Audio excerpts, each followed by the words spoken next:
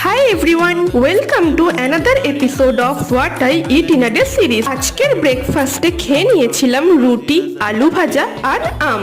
তারপর দুপুরের মেনুতে ছিল ভাত, সবজি ডাল, আলু ভাজা, বেগুন ভাজা আর সাথে চিকেন কষা।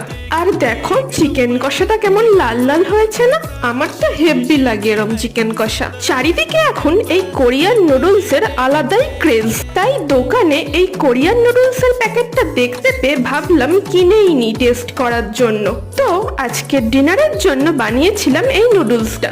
ইনস্ট্রাকশন ওয়াইজ প্রথমে নুডলসটাকে বয়েল করে নিয়েছিলাম।